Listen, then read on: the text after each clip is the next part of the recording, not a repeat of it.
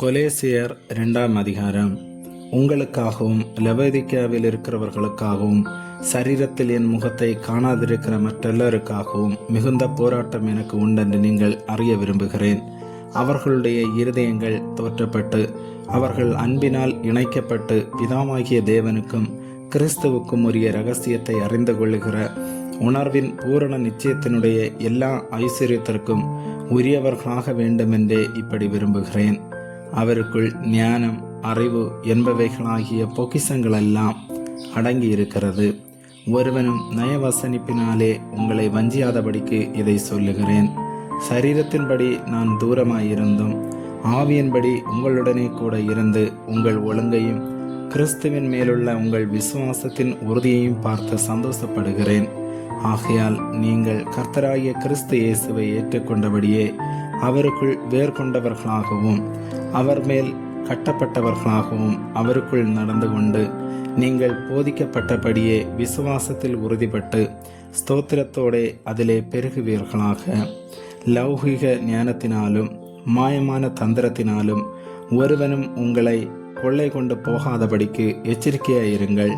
அது மனுஷர்களின் பாரம்பரிய நியாயத்தையும் உலக வழிபாடுகளையும் பற்றினதே அல்லாமல் கிறிஸ்துவை பற்றினதல்ல.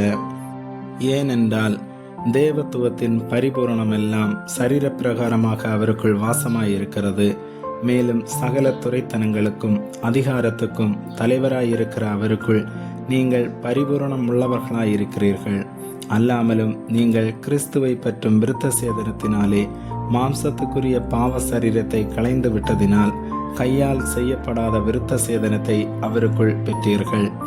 ஞானஸ்நானத்திலே அவரோடே கூட அடக்கம் பண்ணப்பட்டவர்களாகவும் அதிலே அவரை மரித்தோர்ந்தெழுப்பின தேவனுடைய செயலின் மேலுள்ள விசுவாசத்தினாலே அவரோடே கூட எழுந்தவர்களாகவும் இருக்கிறீர்கள்.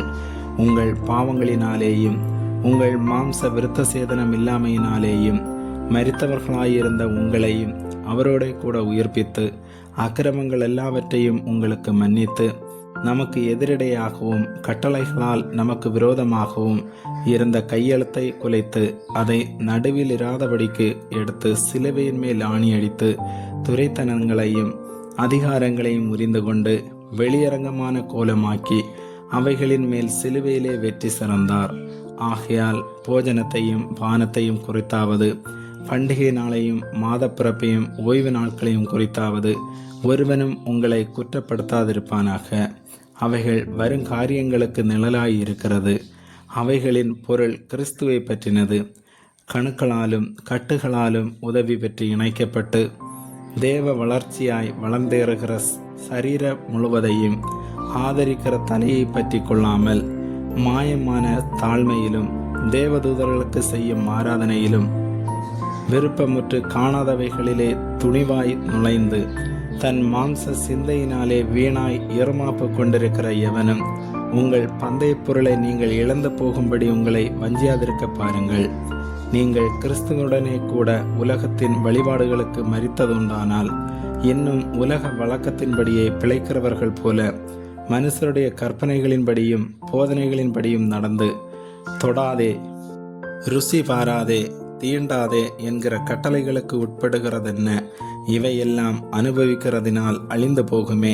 இப்படிப்பட்ட போதனைகள் சுய இஷ்டமான ஆராதனையையும் மாயமான தாழ்மையையும் சரீர ஒடுக்கத்தையும் பற்றி ஞானம் என்கிற பெயர் கொண்டிருந்தாலும் இவைகள் மாம்சத்தை பேணுகிறதற்கே ஒழிய மற்றொன்றிற்கும் பிரயோஜனப்படாது.